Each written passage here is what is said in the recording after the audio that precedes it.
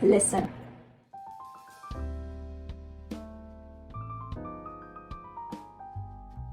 It's Sunday, February the 6th, 2022 at 9:06 a.m. here locally in downtown Seattle.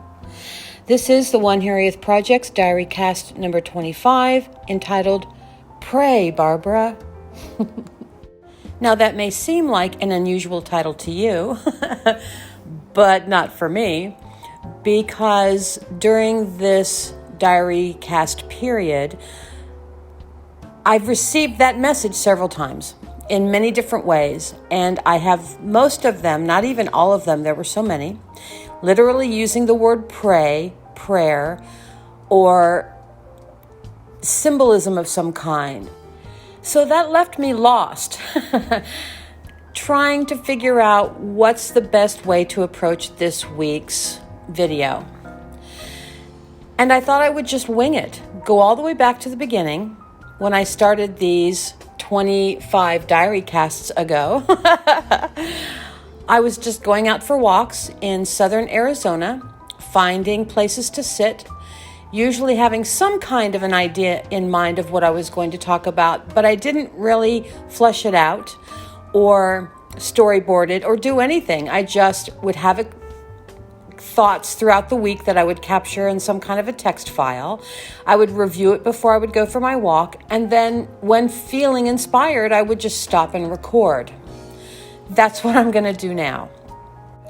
This week is a continuation of the last DiaryCast period, so if you want to refer back to DiaryCast number 24, so much information was coming in from so many different sources that I couldn't end last week's DiaryCast on the intended date, and I still didn't capture the end of that event.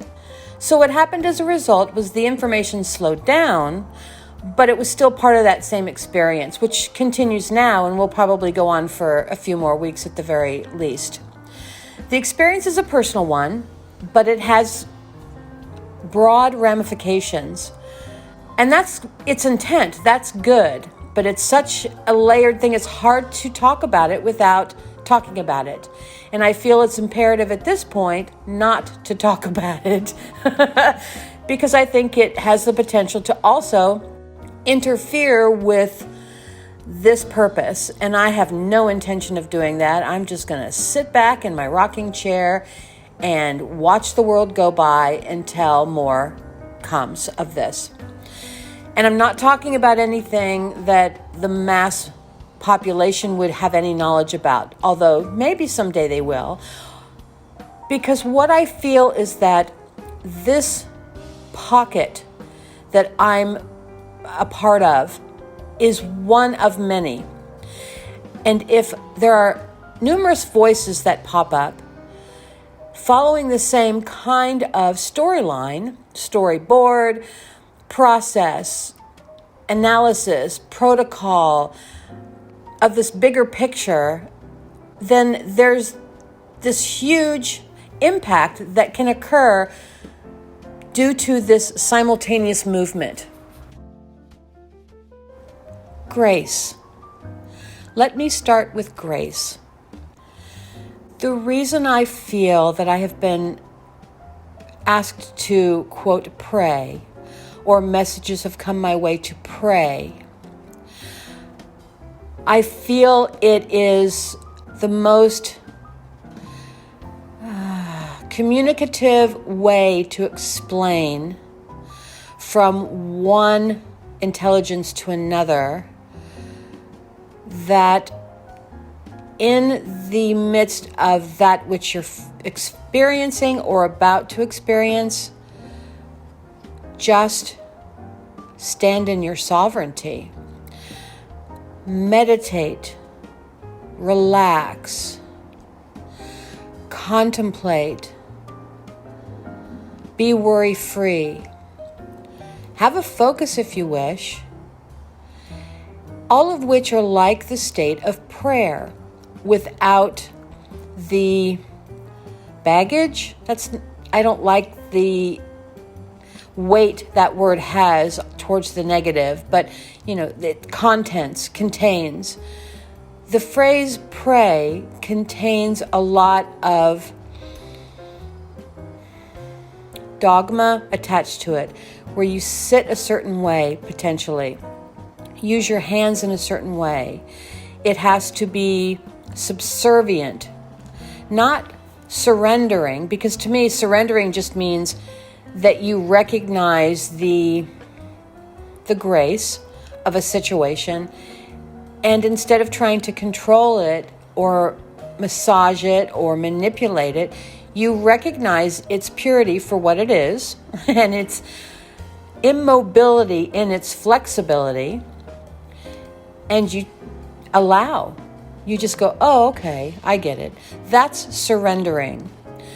Being subservient is how most perceive the word surrender. It means giving up, being weak, finding that you're overwhelmed by a powerful superior when you're looking for advocacy. Well, that's not what surrender means, but it is what being subservient means. So you have taken a certain physical stance, you have put yourself in a certain mindset, and now you ask or release. You release your fears, your worries, your burdens. You either ask for help or say, please take it away, that kind of thing. You ask for help, support, abundance, emotion, recognition, attention, just that hear me vibe.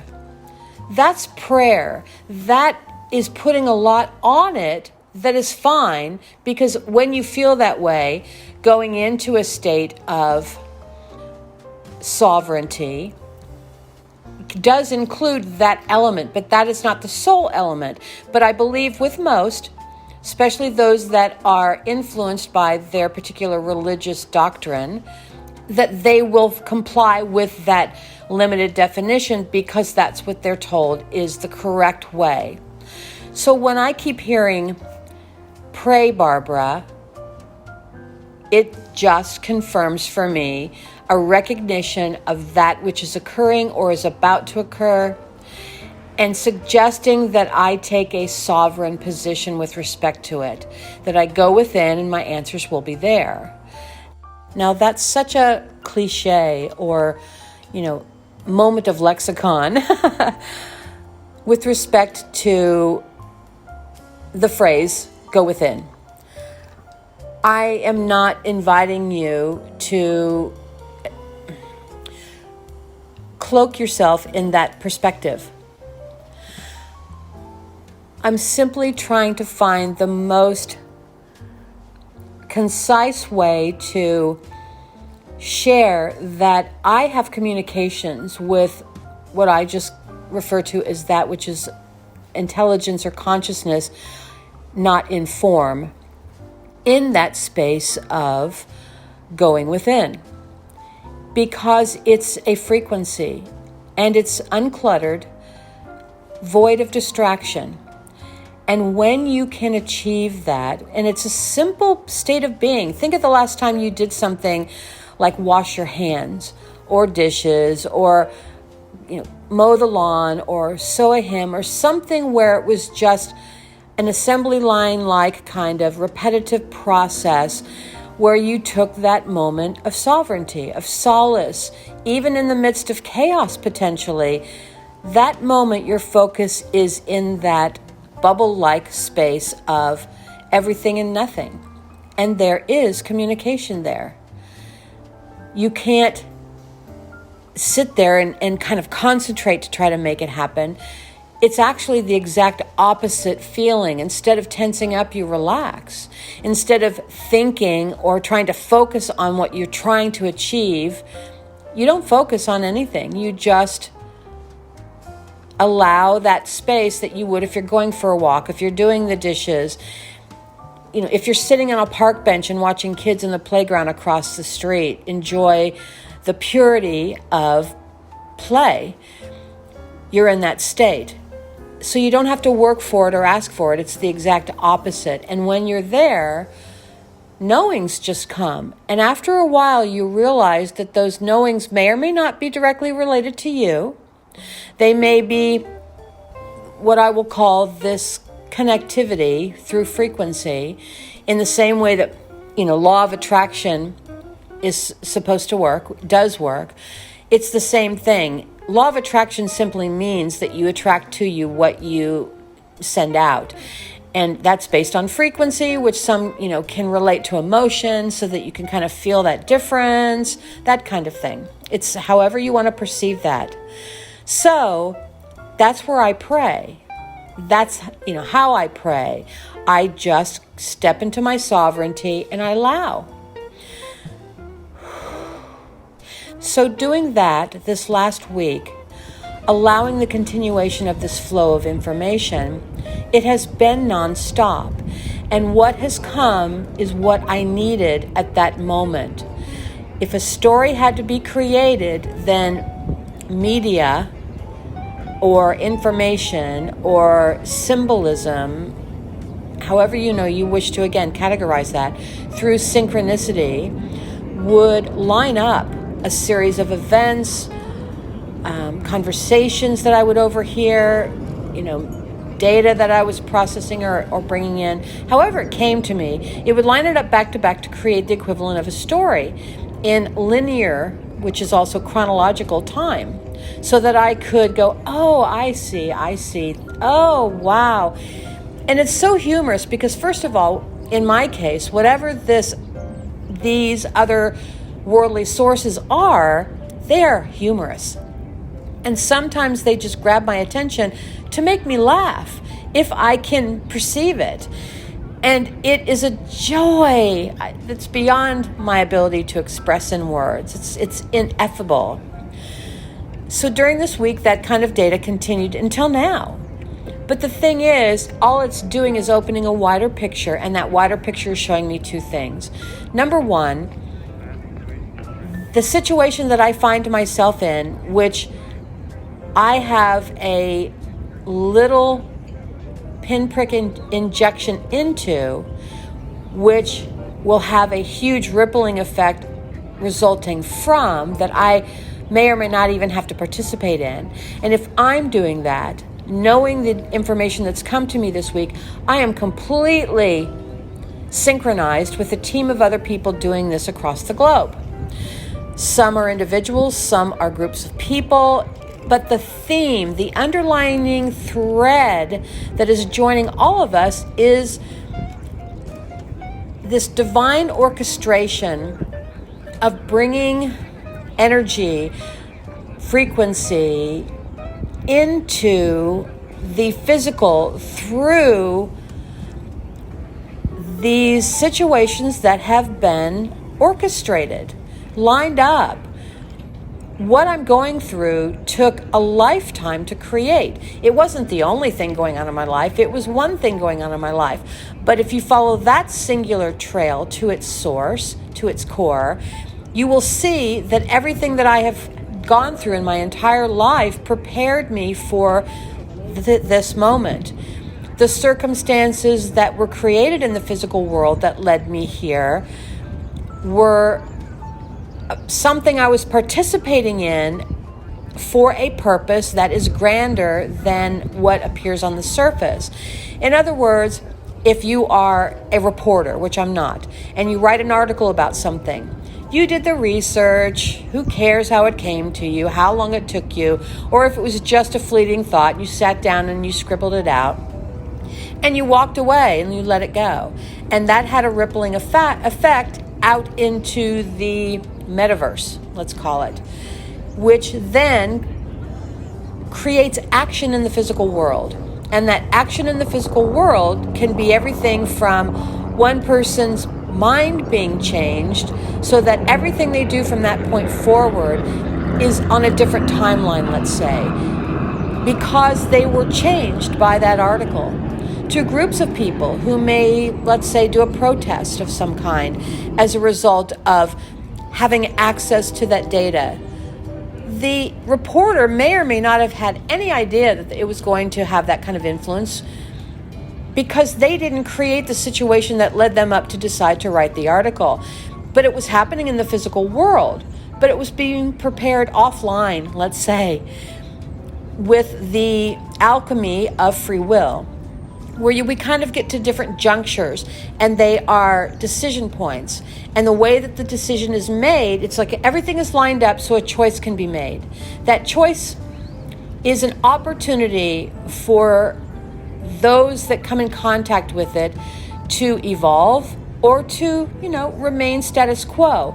Neither one is good or bad, it's just a choice. The outcome of that choice is not conditioned. In other words, whatever you might want to call this intelligence that's behind the scenes lining things up, when you get to those points, if the decision doesn't go in a certain way, it's not like there's going to be repercussions. It's not like that. And that lining up these synchronicities, these events, in a certain way can create a certain signature at those moments in time, where anyone who comes in contact with it, they have a certain feeling or reaction to it. That reaction can be, or it can be, or it can be, wow, or, runs the gamut. But whatever that reaction is, if you multiply it by a certain percentage of people on the planet, now you've effectuated change. I have been shown enough information to recognize that my face now is pressed up against this kind of liquid glass window, liquid window. And when I push my face through it, I see what would have been there through the window from the other side, but it has a slightly different shimmer to it. And I see myself reflecting in the same way that I would see myself reflecting if it was a glass mirror. It's all the same. And here's the point I was just told. Here's the point of this entire DiaryCast. If you go into that state of prayer, however you wish to define it for yourself, and if you are welcoming and inviting, you too will find yourself in front of this liquid window. Everything that you have on your side of the window will remain the same. Nothing is going to be taken from you, removed from your life, dissolved away. It's not like that. Otherwise, there would be no physical reality. It has a purpose. But what's going to happen, just like when you add apps to your iPhone or other device, you have layers added on top of what already exists in the foundation. Reality is the foundation upon which all the rest of these layers are built. If you can find a way to absorb that thought, that concept, if you are a Photoshop user, think about layers, how you can turn them on and off. Think about a collage that you create, but think of it as if it were virtual. You would lay all these things on top of a single piece of paper, but you also have the ability to move them around, even if they're 3 layers down, to another position so that you can see more or less of them. You know they're there, but they're covered, but you still know they're there because it's all the same.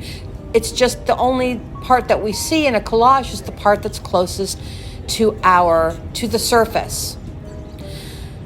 If you can find a way into that, then apply that concept to reality. And it'll all make sense for you in your way.